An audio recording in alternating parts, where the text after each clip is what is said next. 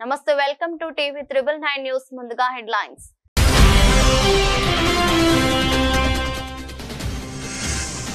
మధ్యవర్తిత్వాన్ని భారత్ ఎంటికి అంగీకరించింది ట్రంప్ తో మోదీ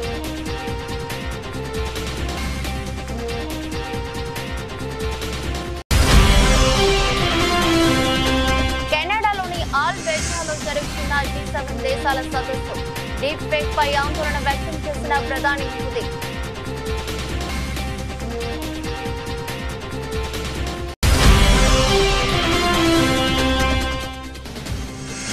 ఖమేనీపై ప్రస్తుతానికి చర్యలుందకున్న ట్రంప్ ఇరాన్ బేషరతుగా లొంగిపోవాలని డిమాండ్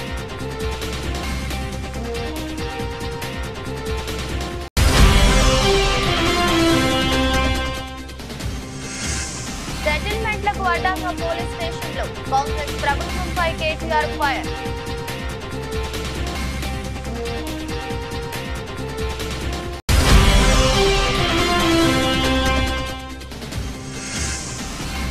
చంద్రబాబుకు భయం పుట్టాలి కార్యకర్తలకు చెవిరెడ్డి వాయిస్ మెసేజ్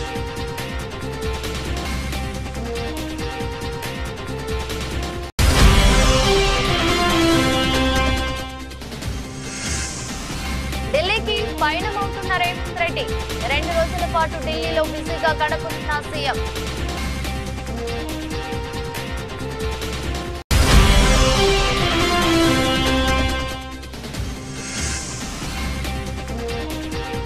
యుద్ధ భయాలు నష్టాలతో ముగిసిన స్టాక్ మార్కెట్లో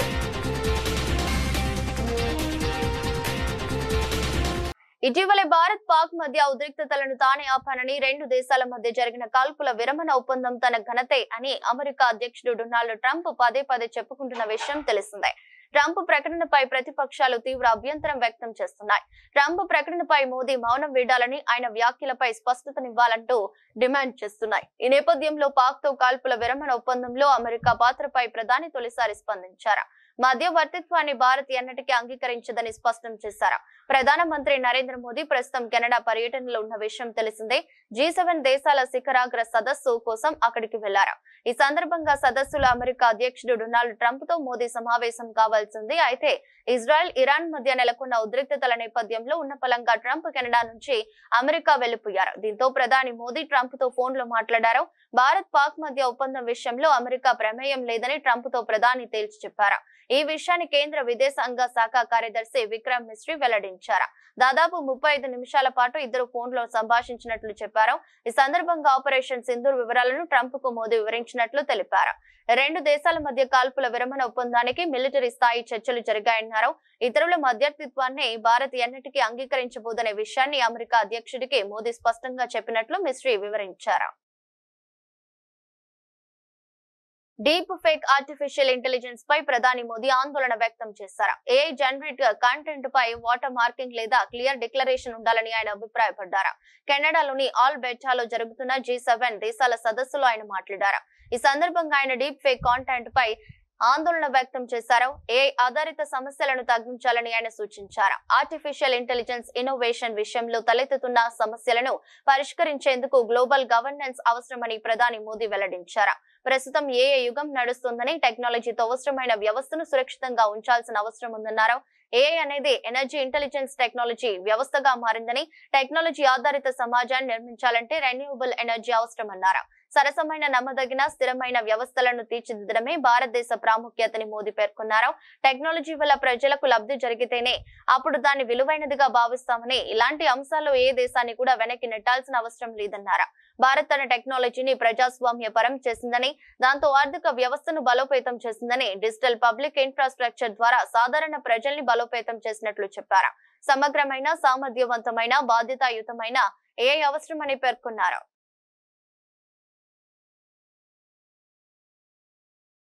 Iran supreme leader Ayatollah Ali Khamenei ఎక్కడ దాక్కున్నారో తమకు ఖచ్చితంగా తెలుసని, ఆయన సులభమైన లక్ష్యమే అయినప్పటికీ ప్రస్తుతానికి ఎలాంటి చర్యలు తీసుకోవడం లేదని అమెరికా అధ్యక్షుడు డొనాల్డ్ ట్రంప్ తన ట్రూత్ సోషల్ పేజీలో సంచలన వ్యాఖ్యలు చేశారు. ఈ మేరకు ఆయన తన సొంత సోషల్ మీడియా ట్రూత్ లో పోస్ట్ చేశారు. పౌరులు లేదా అమెరికా సైనికులపై క్షిపణులతో దాడులు చేయవద్దని, తమ సహనం నశిస్తోందని ఆయన హెచ్చరించారు.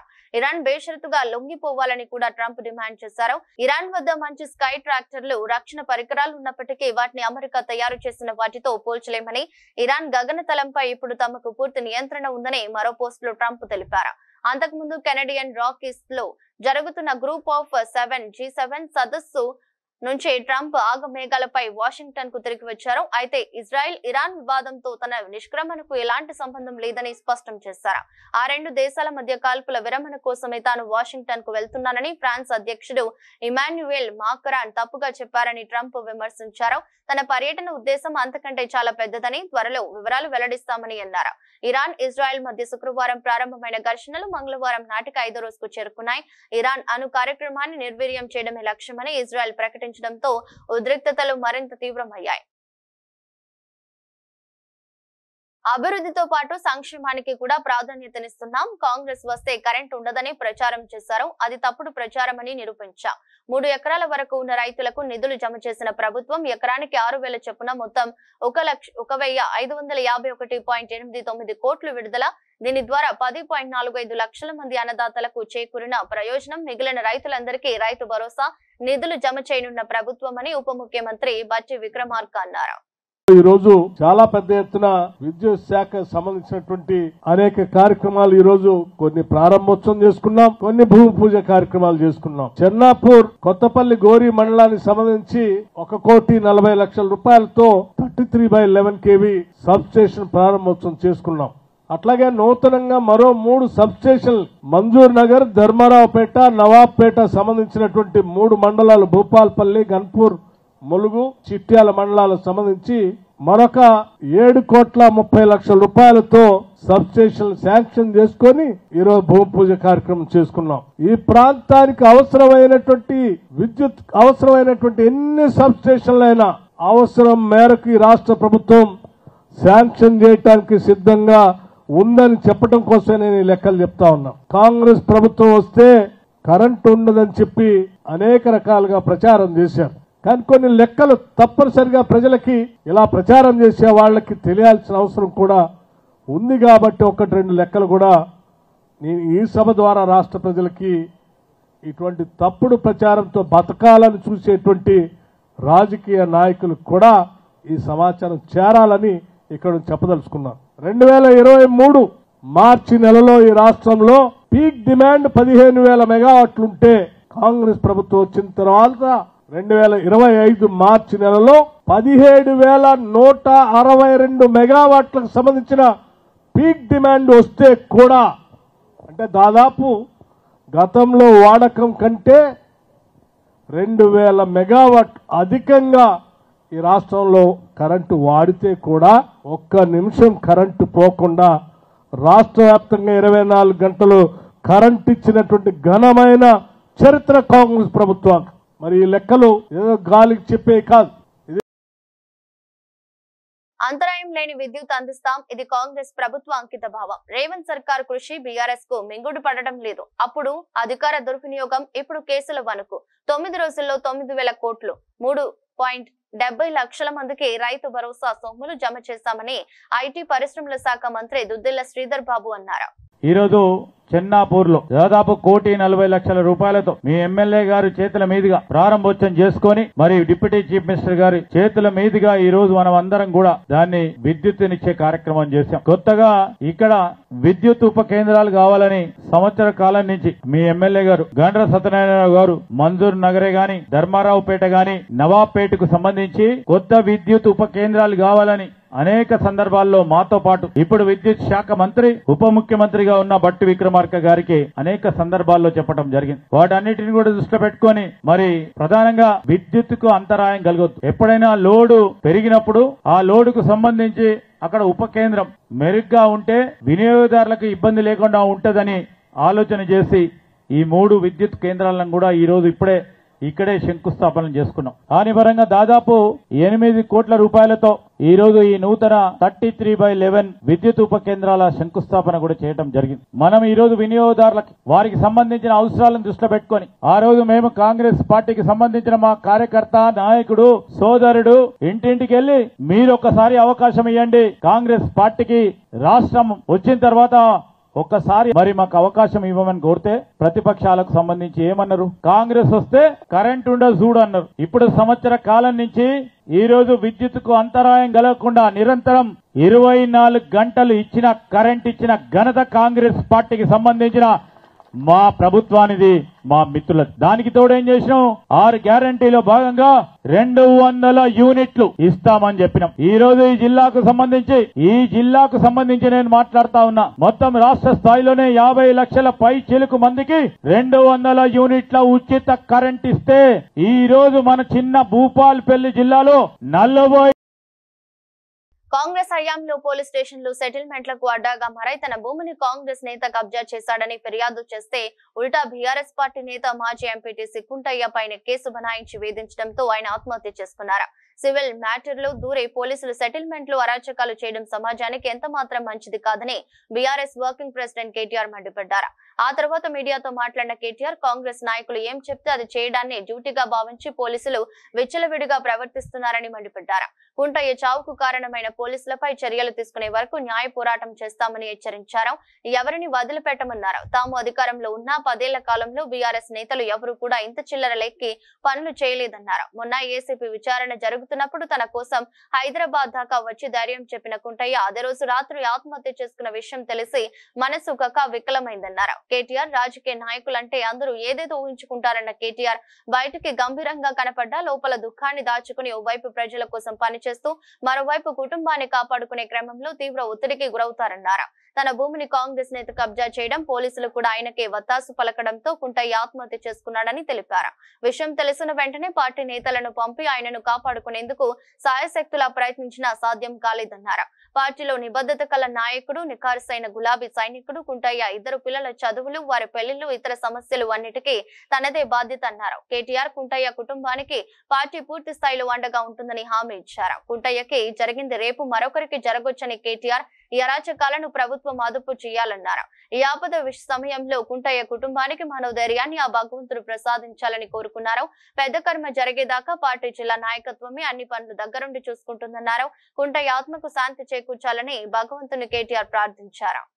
ఇవాళ పోలీస్ స్టేషన్లు సెటిల్మెంట్లు అడ్డాలుగా మారిపోయినాయి. పోలీసులు అదే విధంగా ఇతర అధికారులు ఒకటే పని పెట్టుకున్నారు. కాంగ్రెస్ నాయకులు ఏం చెప్తే చేయాలా అన్నట్టుగా విచ్చలవిడితనం ప్రదర్శిస్తా ఉన్నారు. ఇది మంచిది కాదు. రాజకీయాల్లో గెలుస్తాము, ఓడతాం. మేము కూడా 10 ఏళ్ల అధికారంలో ఉన్నాం. కానీ గింత లేకి పనులు, గింత చిల్లర పనులు ఎన్నడూ కూడా చేయలేదు.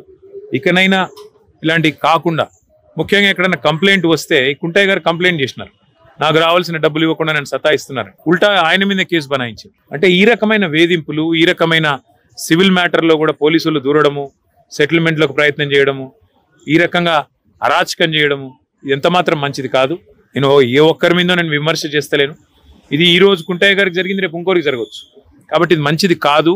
దయచేసి కంట్రోల్ చేసే ప్రయత్నం చేయాలని చెప్పి కూడా నేను ఈ రాష్ట్ర ప్రభుత్వాన్ని కూడా కోరుతా ఉన్నా. కానీ ఆ కుటుంబానికి మాత్రం ఇవాళ ఇంతకంటే ఎక్కువ రాజకీయం నేను మాట్లాడను. ఆ కుటుంబానికి పూర్తి స్థాయిలో మేము అండగా ఉంటాం. ఆ కుటుంబాన్ని కాపాడుకుంటాం.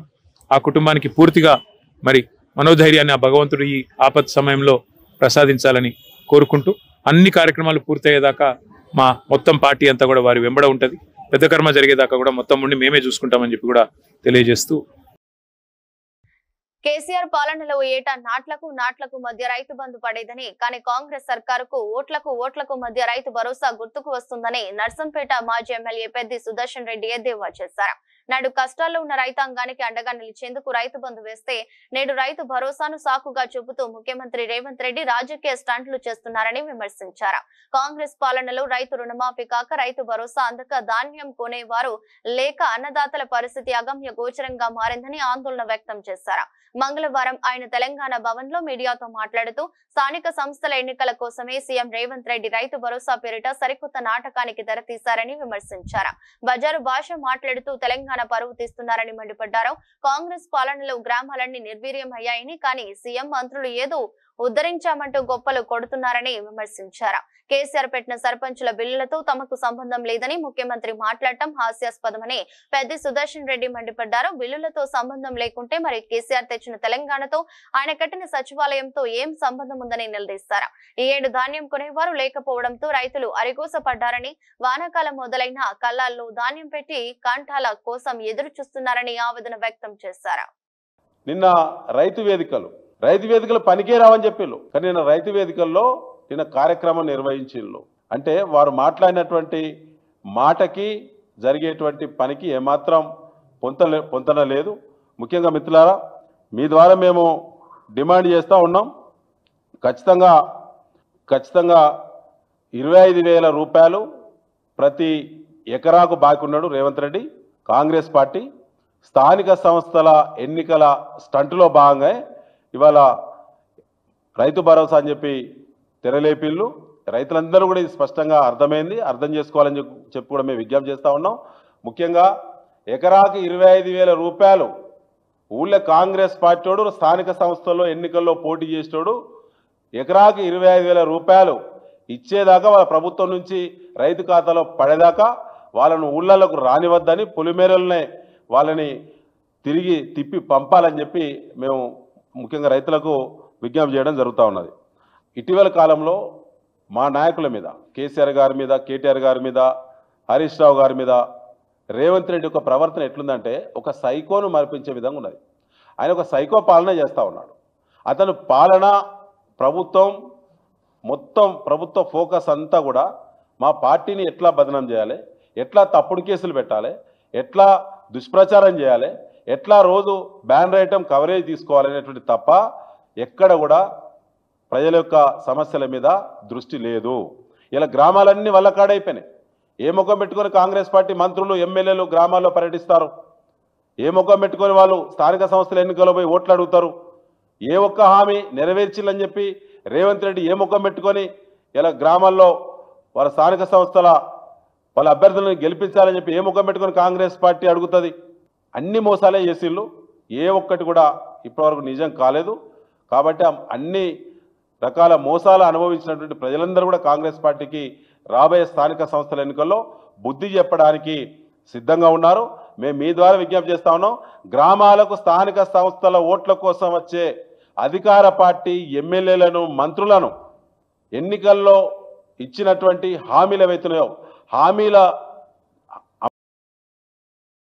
ఏపీ లిక్కర్ స్కామ్ కేసులో సిట్ బృందం మరో కీలక నేతను అరెస్టు చేసింది. మాజీ ముఖ్యమంత్రి వైఎస్ జగన్ కుటుంబానికి అత్యంత సన్నిహితుడైన వైసీపీ నేత చెవిరెడ్డి భాస్కర్ రెడ్డిని సిట్ అధికారులు అదుపులోకి తీసుకున్నారు. నిన్న ఆయన తన సన్నిహితుడు వెంకటేష్ నాయుడుతో కలిసి బెంగళూరు నుండి కొలంబోకు వెళ్లే ప్రయత్నంలో ఉండగా విమానాశ్రయ పోలీసులు చెవిరెడ్డిని అడ్డుకున్నారు. చెవిరెడ్డిపై పోలీసులు ఇదివరకే లుకౌట్ నోటీసులు జారీ చేసి ఉండటంతో విమానాశ్రయ ఇమిగ్రేషన్ అధికారులు ఆయనను నిలువరించి ఏపీ పోలీసులకు సమాచారం అందించారు. దీంతో ఏపీ నుంచి సిట్ బృందం బెంగళూరుకు వెళ్లి నిన్న రాత్రి వారిద్దరిని అరెస్ట్ చేసింది. వీరి అరెస్టుతో లిక్కర్ స్కామ్ కేసులో అరెస్ట్ అయిన నిందితుల సంఖ్య 9కి చేరింది. అరెస్టు చేసిన 2 నిందితులను ఈ రోజు సాయంత్రం విజయవాడ కోర్టులో సిట్ అధికారులు ప్రవేశపెట్టనున్నారు. కాగా లిక్కర్ స్కామ్ కేసులో కీలక నిందితుడైన రాజు కసిరెడ్డి నుంచి మద్యం ముడుపులు డబ్బు పెద్ద ఎత్తున చెవిరెడ్డి భాస్కర్ రెడ్డికి చేరిందని, ఆ డబ్బు గత ఎన్నికల్లో వైసీపీ అభ్యర్థులకు చేరవేశారని సిట్ అధికారుల విచారణలో గుర్తించారు. ఈ కేసులో చెవిరెడ్డి వద్ద పనిచేసిన గన్మ్యాన్, అతని అనుచరులను సిట్ అధికారులు ఇటీవల విచారణ చేయడంతో అరెస్ట్ నుంచి తప్పించుకునేందుకు బెంగళూరు నుంచి శ్రీలంక వెళ్లే ప్రయత్నం చేశాడని అనుమానిస్తున్నారు. లిక్కర్ స్కామ్ కేసులో మొదటిసారి వైసీపీకి చెందిన కీలక నేతను, పైగా వైఎస్ జగన్ కు సన్నిహితుడైన వ్యక్తిని అరెస్ట్ చేయడం రాష్ట్ర రాజకీయ వర్గాల్లో చర్చనీయాంశంగా మారింది.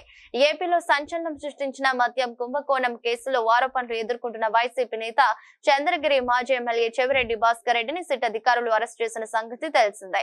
బెంగళూరు నుంచి శ్రీలంకకు వెళ్లేందుకు ప్రయత్నిస్తుండగా విమానాశ్రయంలో ఇమిగ్రేషన్ అధికారులు అదుపులోకి తీసుకుని సిట్ అధికారులకు సమాచారం అందించారు. అనంతరం నిన్న రాత్రి ఆయన్ను అరెస్ట్ చేసి విజయవాడకు తరలించారు. ఈ అరెస్ట్ నేపథ్యంలో చెవిరెడ్డి భాస్కర్ రెడ్డి పార్టీ కార్యకర్తలు నేతలు నాయకులకు ఒక వాయిస్ మెసేజ్ ను పంపించారు. రాష్ట్రంలో జరుగుతున్న పరిణామాలు అందరికీ తెలుసని, వైసీపీ అధినేత వెంట నడిచే వారిపై కూటమి ప్రభుత్వం తప్పుడు కేసులు పెట్టి ఇబ్బందులకు గురి చేస్తుందని ఆరోపించారు.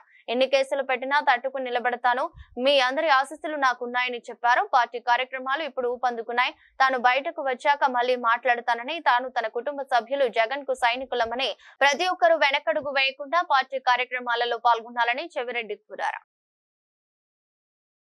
తెలంగాణ ముఖ్యమంత్రి రేవంత్ రెడ్డి మరోసారి దేశ రాజధాని ఢిల్లీ పర్యటనకు వెళ్తున్నారు. ఈ రాత్రి ఆయన హైదరాబాద్ నుంచి ఢిల్లీకి బయలుదేరనున్నారు. ఈ పర్యటన 2 రోజుల పాటు కొనసాగనుంది. పర్యటనలో భాగంగా ఆయన పలు కీలక సమావేశాల్లో పాల్గొంటారని తెలుస్తోంది. ఇంగ్లాండ్ మాజీ ప్రధానమంత్రి టోనీ బ్లేయర్ తో రేపు రేవంత్ సమావేశం కానున్నారు. ఈ భేటీలో ప్రధానంగా రాష్ట్రానికి పెట్టుబడులను ఆకర్షించడంపై చర్చించనున్నట్లు విశ్వసనీయ వర్గాల సమాచారం. టోనీ బ్లేయర్ ప్రస్తుతం Tony Blair institute of global change అనే అంతర్జాతీయ సంస్థ నడుపుతున్నారు. ఈ సంస్థ ప్రపంచ వ్యాప్తంగా అనేక దేశాల్లో అభివృద్ధి కార్యక్రమాలు పాలు పంచుకుంటుంది. ఈ నేపథ్యంలో TBI ద్వారా తెలంగాణ రాష్ట్రానికి అందగల సహకారం, పెట్టుబడుల అవకాశాలపై రేవంత్ రెడ్డి చర్చలు జరిపే వీలుంది. ఈ ఢిల్లీ పర్యటనలో ముఖ్యమంత్రి రేవంత్ రెడ్డి కాంగ్రెస్ పార్టీకి చెందిన ముఖ్య నేతలతో కూడా సమావేశం అవుతారని తెలుస్తోంది. పార్టీలో ఇంకా భర్తీ కాకుండా పెండింగ్ లో ఉన్న పదవులు, నామినేటెడ్ పోస్టుల భర్తీ వంటి కీలకమైన సంస్థాగత అంశాలపై కాంగ్రెస్ అధిష్టానంతో ఆయన చర్చించే అవకాశం ఉందని పార్టీ వర్గాలు చెబుతున్నాయి. వీటితో పాటు పలువురు కేంద్ర మంత్రులను కూడా కలిసి రాష్ట్రానికి సంబంధించిన వివిధ అభివృద్ధి అంశాలపై వినతి పత్రాలు సమర్పించి చర్చించే వీలుందని సమాచారం. ముఖ్యమంత్రిగా బాధ్యతలు చేపట్టిన తర్వాత రేవంత్ రెడ్డి గత ఏడాదిన్నర కాలంలో పలుమార్లు ఢిల్లీలో పర్యటించారు. ఆయా సందర్భాల్లో పార్టీ పెద్దలతోనూ కేంద్ర మంత్రులతోనూ సమావేశమై రాష్ట్ర ప్రయోజనాలు, పార్టీ వ్యవహారాలపై చర్చలు జరుపుతూ వచ్చారు. ఈ ప్రస్తుత పర్యటన కూడా రాష్ట్రానికి, పార్టీకి సంబంధించిన కీలక అంశాలపై జరగనుండటంతో ప్రాధాన్యత సంతరించుకుంది. జగన్ ప్రత్యేకమైన కుట్ర కోణంలోనే పర్యటనలు పెట్టుకుంటున్నారు. నేటి సత్తెనపల్లి పర్యటన కూడా అందులో భాగమే. నాగమల్లేశ్వరరావు వైసీపీ గెలుస్తుందని బెట్టింగ్ కు పాల్పడి ఓడిపోయి ఆ డబ్బులు కట్టలేక గత ఏడాది జూన్ 9వ తేదీన ఆత్మహత్య చేసుకున్నాడు. అంటే అతను చనిపోయి ఏడాది దాటింది. అతని చావుకు కారణం కూడా జగన్ రెడ్డి. నాగమల్లేశ్వరరావు చనిపోయాక ఆ బెట్టింగ్ డబ్బులు కొంతమేర అతని తండ్రి చెల్లించాడు. ఇందులో టీడీపీ కక్ష సాధింపు చర్యలకు పాల్పడింది ఎక్కడా, టీడీపీ ప్రభుత్వం వేధించింది ఎక్కడా అని ప్రశ్నించారు. వాళ్ళ సత్తెనపల్లి పర్యటన అనేది మనం చూస్తే ఇది చాలా, ఆయనకి నటనలో ఏదైనా అవార్డు ఉంటే ఆస్కార్ మించిన అవార్డు ఇవ్వాలి ఆయనకి. ఎందుకంటే సత్తెనపల్లి పర్యటన దేనికోసం, ఎందుకోసం అని చెప్పి నేను ప్రశ్నిస్తా ఉన్నా. ఎందుకంటే నాగమల్లేశ్వరరావు అనే వ్యక్తి ఎవరైతే ఉన్నారో రెంటపాళ్ళ గ్రామానికి ఉప సర్పంచ్. రెంటపాళ్ళ గ్రామం తెలుగుదేశం పార్టీకి బలమైన గ్రామం అది. మరి ఆ గ్రామంలో ఆ రోజున్న వైకాపా పార్టీ తరఫున ఉప సర్పంచ్ గా ఉన్న వ్యక్తి, ఆయన ఆత్మహత్య కారణం ఎవరు? జగన్మోహన్ రెడ్డి. ఎందుకంటే ఎన్నికల సందర్భంగా తాడేపల్లి ప్యాలెస్ నుండి నాయకులకి అందరికి మెసేజ్లు పంపించి తిరిగి మనం అధికారంలోకి వస్తున్నాం అని చెప్పి అసత్యాలు చెప్పి ప్రోత్సహించి బెట్టింగులు కాయించటం మూలాన ఎన్నికల ఫలితాలు వచ్చిన తర్వాత ఆయన కోట్లాది రూపాయలు డబ్బులు పోగొట్టుకున్నాడు అనేది జగమెరిగిన సత్యం. మరి అటువంటి వ్యక్తి మరి డబ్బులు కేవలం జగన్మోహన్ రెడ్డి యొక్క ప్యాలెస్ నుండి జరిగిన ప్రచారం వల్ల బెట్టింగ్ లో పాల్గొని ఉన్న ఆస్తిని కోల్పోతే దిక్కుచోచక ఆత్మహత్యానికి పాల్పడితే ప్రభుత్వానికి ఏంటి సంబంధం అని చెప్పి నేను అడుగుతా ఉన్నా. నాకు గుర్తున్నంత వరకు నాగమల్లేశ్వరరావు అనే వ్యక్తి చనిపోయింది జూన్ 9వ తారీఖున. చంద్రబాబు నాయుడు గారు ఎప్పుడు ప్రమాణ స్వీకారం చేశారు? జూన్ 12 అనుకుంటా. అంటే ఆయన ఆత్మహత్య చేసుకునేదానికి అసలు ప్రభుత్వమే లేదు, ప్రమాణ స్వీకారమే చేయనప్పుడు అసలు ప్రభుత్వ వేధింపులు అనే ప్రశ్న ఎక్కడ వస్తుంది? నాకు చాలా ఆశ్చర్యం కలిగించేది అదే. అసలు ప్రభుత్వమే మా ప్రభుత్వం ప్రమాణ స్వీకారం చేయకముందు ఆయన వీటి మీద కోట్లాది రూపాయల బెట్టింగ్ లో పాల్గొని ఏ దిక్కు తోచక చనిపోతే ఆత్మహత్య చేసుకుంటే ప్రభుత్వానికి ఏం సంబంధం? అసలు ప్రభుత్వమే ఇంకా ఏర్పాటు కాల, ఫలితాలు వచ్చినాయి. ఏ పార్టీకి, తెలుగుదేశం పార్టీ కూటమి పార్టీకి మెజార్టీకి వచ్చిందనేది స్పష్టం అవుతా ఉంది. 12వ తారీఖున నాకు గుర్తున్నంత వరకు ప్రమాణ స్వీకారం చేసింది. నాకు తెలిసి ఈయన చనిపోయింది ఎన్నికల ఫలితాలు వచ్చిన తర్వాత. అసలు ప్రభుత్వం ఏర్పడక ముందే ప్రభుత్వ వేధింపులు అని చెప్పి దానికి ఒక బ్యానర్ పెట్టి ఆయన ఇవాళ ఒక రాజకీయానికి శవయాత్రకి తెరదీశాడు. నిజంగా నాగమల్లేశ్వరరావు ఆత్మహత్య చేసుకున్నాడంటే దానికి తొలి ముద్దాయి జగన్మోహన్ రెడ్డి. నిజంగానే ఆయన ప్రోత్సహించకుండా, ఆయన పార్టీ ప్రోత్సహించకుండా ఉంటే బెట్టింగ్ హైదరాబాద్ నగరంలోని బేగంపేట విమానాశ్రయంలో బుధవారం ఉదయం కొద్దిసేపు తీవ్ర ఉద్రిక్తత పరిస్థితులు నెలకొన్నాయి. విమానాశ్రయంలో బాంబు పెట్టినట్లు గుర్తు తెలియని వ్యక్తి నుంచి ఈమెయిల్ ద్వారా వచ్చిన సందేశం కలకలం రేపింది. ఈ సమాచారం అందుకున్న వెంటనే నగర పోలీసులు, విమానాశ్రయ భద్రతా సిబ్బంది అప్రమత్తమయ్యారు. బాంబు స్క్వాడ్, డాగ్ స్క్వాడ్ బృందాలు హుటాహుటిన విమానాశ్రయానికి చేరుకున్నాయి. ఎయిర్పోర్ట్ ప్రాంగణమంతా క్షుణ్ణంగా తనిఖీలు చేపట్టారు. ప్రతి మూలను గాలించినప్పటికీ ఎటువంటి పేలుడు పదార్థాలు గాని, అనుమానాస్పద వస్తువులు గాని లభ్యం కాలేదు. గంటల తరబడి విస్తృతంగా సోదాలు చేసిన అనంతరం విమానాశ్రయంలో ఎలాంటి బాంబు లేదని అధికారులు నిర్ధారించారు. దీంతో అటు పోలీసులు, ఇటు విమానాశ్రయ సిబ్బందితో పాటు ప్రయాణికులు కూడా ఊపిరి పీల్చుకున్నారు. ఎవరో ఆకతాయి కావాలనే బెదిరింపు ఈమెయిల్ పంపి ఉంటారని పోలీసులు ప్రాథమికంగా భావిస్తున్నారు. ఈమెయిల్ పంపిన వ్యక్తిని గుర్తించేందుకు దర్యాప్తు ప్రారంభించినట్లు సంబంధిత వర్గాలు తెలిపాయి. ఈ ఘటనతో విమానాల రాకపోకలకు ఎలాంటి అంతరాయం కలగలేదని సమాచారం. దేశీయ స్టాక్ మార్కెట్లు ఈ రోజు నష్టాలతో ముగిశాయి. అంతర్జాతీయంగా నెలకొన్న ప్రతికూల పరిణామాలు సూచీలపై తీవ్ర ఒత్తిడిని చూపాయి. ముఖ్యంగా ఇజ్రాయెల్, ఇరాన్ మధ్య యుద్ధ మేఘాలు మరింత దట్టంగా కమ్ముకుంటున్నాయన్న సంకేతాలు మదుపరుల సెంటిమెంట్ ను దెబ్బతీశాయి. ఇజ్రాయెల్, ఇరాన్ మధ్య ఉద్రిక్తతలు తారస్థాయికి చేరువచ్చినాయి. బయలు మార్కెట్లను కుదిపేశాయి. టెహ్రాన్ ను తక్షణమే ఖాళీ చేయాల్సిందిగా అమెరికా అధ్యక్షుడు ట్రంప్ తమ పౌరులకు సూచించినట్లు వచ్చిన వార్తలు ఈ ఆందోళనలను మరింత తీవ్రతరం చేశాయి. ఈ పరిణామాల నేపథ్యంలో ఇరు దేశాల మధ్య ఘర్షణ ప్రాంతీయ యుద్ధంగా మారవచ్చన్న ఆందోళనలు విస్తృతంగా వ్యాపించాయి. దీనికి తోడు అంతర్జాతీయ మార్కెట్లో చమురు ధరలు పెరగడం కూడా సూచీల పతనానికి దోహదపడింది. బీఎస్ఈ సెన్సెక్స్ ఉదయం 81,869 పాయింట్ల వద్ద స్వల్ప లాభాలతో ప్రారంభమైనప్పటికీ ఆ సానుకూలత ఎక్కువసేపు నిలవలేదు. కొద్దిసేపటికే నష్టాల్లోకి జారుకున్న సూచీ రోజంతా అదే బాటలో పయనించింది. ఇంట్రాడేలో 81,427 పాయింట్ల కనిష్ట స్థాయిని తాకిన సెన్సెక్స్ చివరికి 212 పాయింట్ల నష్టంతో 81,583 వద్ద స్థిరపడింది.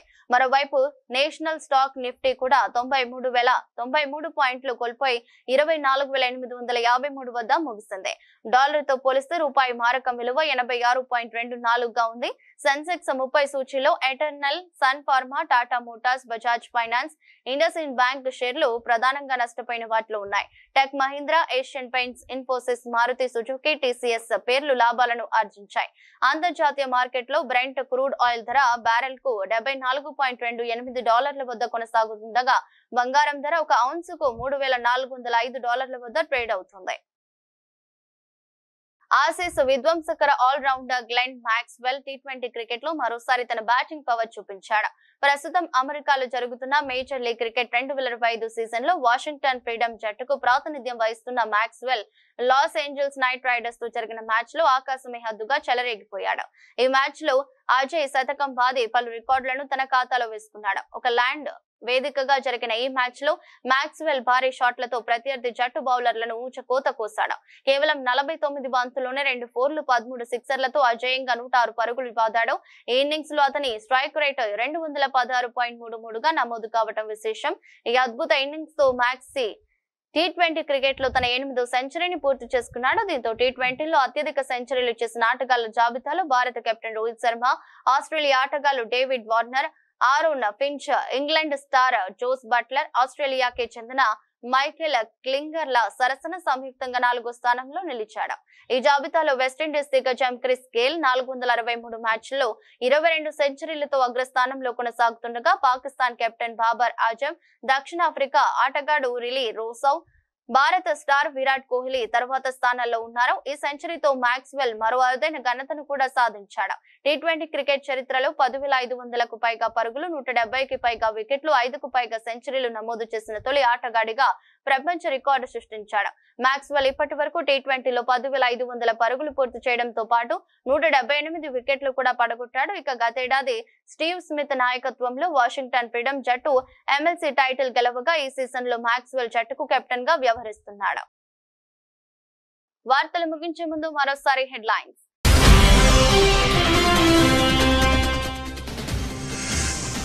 మధ్యవర్తిత్వాన్ని భారత్ ఎన్నికకి అంగీకరించింది. ట్రంప్ తో మోదీ.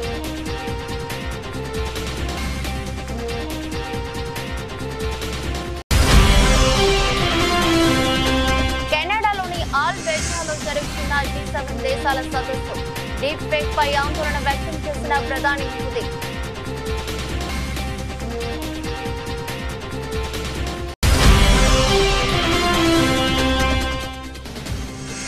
ఖమేనీపై ప్రస్తుతానికి చర్యలుండకుండా డొనాల్డ్ ట్రంప్. ఇరాన్ బేషరతుగా లొంగిపోవాలని డిమాండ్.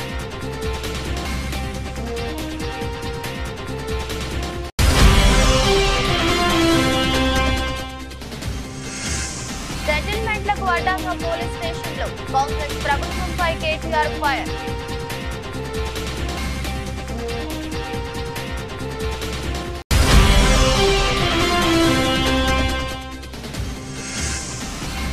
చంద్రబాబుకు భయం పుట్టాలి, కార్యకర్తలకు సెక్యూరిటీ వాయిస్ మెసేజ్.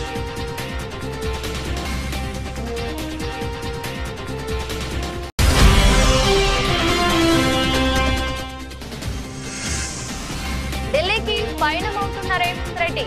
2 రోజుల పాటు ఢిల్లీలో బిజీగా గడపనున్న సీఎం.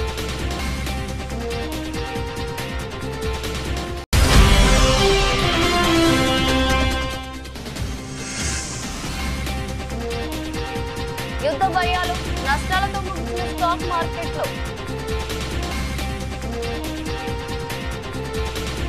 ఇది రోజు బులెటిన్. మరో బులెటిన్ లో మళ్ళీ కలుద్దాం. అంతవరకు సెలవు. నమస్కారం.